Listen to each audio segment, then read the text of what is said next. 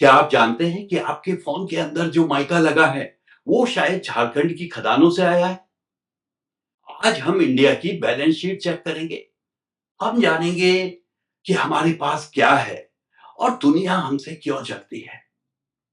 नमस्कार, मैं डॉक्टर पीयूष रौतेला, एक डिजास्टर मैनेजमेंट प्रोफेशनल। कक्षा 10 के महत्वपूर्ण पड़ाव पर आप सबका स्वागत है। आज हम शुरू कर रहे हैं ज्योग्राफी का पहला चैप्टर, जो है रिसोर्सेज एंड डेवलपमेंट, संसाधन और विकास।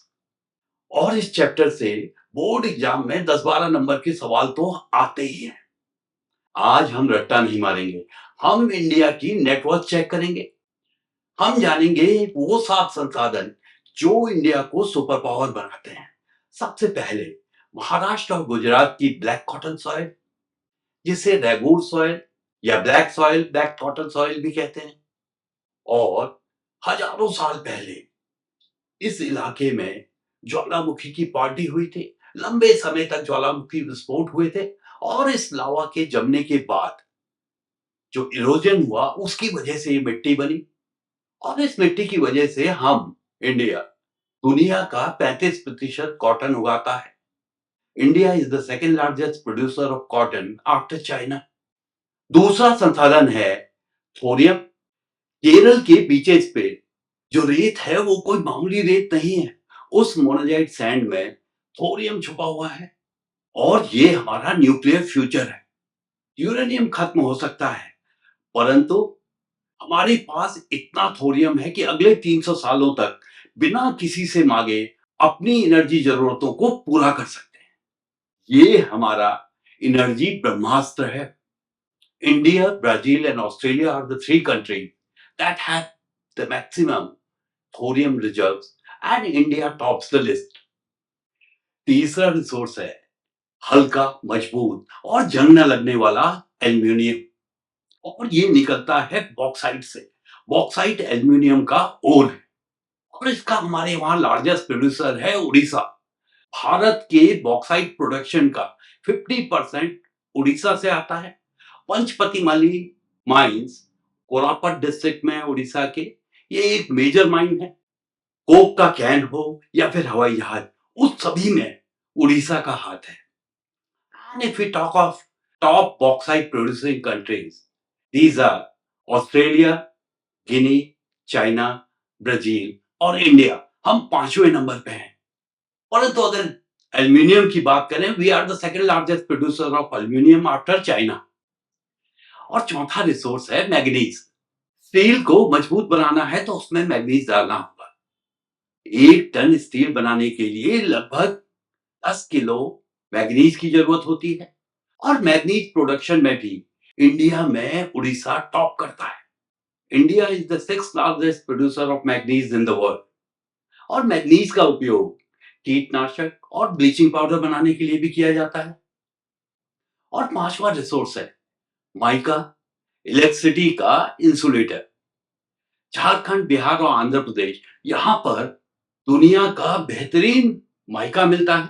और माइका की खासियत ये है कि ये इलेक्ट्रिसिटी को पास नहीं होने देता, इंसुलेटर है, परंतु हीट इसके थ्रू पास हो जाती है। ये हीट का कंडक्टर है। इसके बिना इलेक्ट्रॉनिक्स इंडस्ट्री ठप हो जाएगी। और अगर माइका प्रोडक्शन की बात करें तो चाइना, फिनलैंड और इंडिया माइका के टॉप प्रोड्यूसर्स हैं। छठा रिसोर्स है सोलर और विंड एनर्जी। अब राजस्थान की गर्मी या फिर गुजरात की हवा, ये कोई आफत नहीं, एक रिसोर्स है। और हमारे देश का लक्ष्य है 2030 तक 500 गीगावाट एनर्जी सोलर और विंड से उत्पादन किया जाए। और वैसे भी लद्दाख में, पूगा में जियोथर्मल एनर्जी को टैप करने के लिए काम चल रहा है। और उसी तरह मणिकरण और जगहों पे भी जियोथर्मल एनर्जी को उपयोग करने की कोशिशें जारी हैं। और हमारा सातवां और सबसे बड़ा रिसोर्स है आप सब लोग। इंडिया की 60% पॉपुलेशन वर्किंग एज में है। वो 15 से 59 साल के बीच है। इसे हम डेमोग्राफिक डिविडेंड बोलते हैं। जब दुनिया बूढ़ी हो रही होगी तब इंडिया दौड़ रहा होगा। तो समझ में आ गया ना आपको कि हमारे 7 इंपॉर्टेंट रिसोर्सेज कौन से हैं?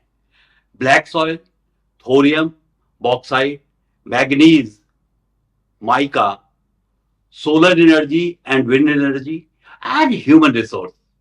ये हमारे 7 इंपॉर्टेंट रिसोर्सेज हैं जो हमें एक महाशक्ति, एक सुपर पावर बनाते हैं। तो एग्जाम के लिए थोड़ी थ्योरी भी हो जाए तो नोटबुक और पेन तैयार रखिए। अगर ओरिजिन के आधार पे बात करें तो रिसोर्सेज बायोटिक हो सकते हैं या फिर एबायोटिक। बायोटिक का मतलब जिसमें जान है, जैसे पेड़ पौधे, जानवर, मनुष्य, ये सब बायोटिक हैं। एबायोटिक का मतलब जो बेजान है, वो रॉक्स हो सकती हैं, मेटल हो सकता है, खनिज पदार्थ हो सकते हैं, ये सब एबायोटिक है।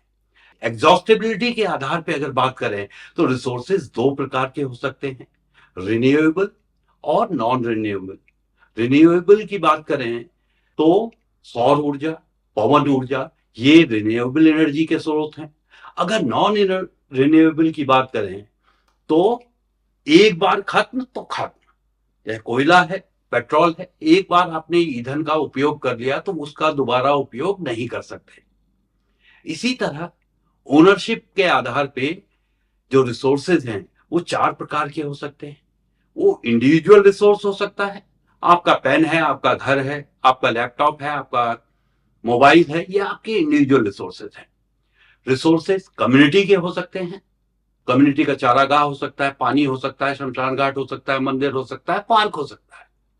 इसी तरह रिसोर्सेज नेशनल रिसोर्सेज हो सकते हैं, खनिज संपदा है, रेल है, हवाई जहाज है, ये सब देश की नेशनल रिसोर्सेज हैं। इसी तरह रिसोर्सेज इंटरनेशनल भी हो सकते हैं। 200 नॉटिकल माइल्स के बाहर जो खुला समुंदर है वो इंटरनेशनल प्रॉपर्टी है, इंटरनेशनल ओनरशिप है, उसमें किसी देश का अधिकार नहीं है।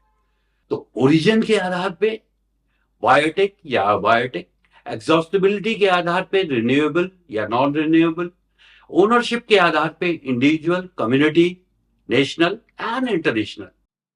गांधी जी ने एक बात कही थी, that is enough for everybody's need but not for one person's greed. हमारे पास हर किसी की जरूरत पूरा करने के लिए पर्याप्त संसाधन है, परंतु किसी एक व्यक्ति के लालच के आगे ये सारे संसाधन कम पड़ सकते हैं। इसे एग्जामिनेशन में कोट जरूर करिएगा। और हाँ, इसी को सस्टेनेबल डेवलपमेंट कहते हैं। मतलब संसाधनों का इस तरह से उपयोग हो कि वो आने वाली पीढ़ी के लिए सुरक्षित रहें।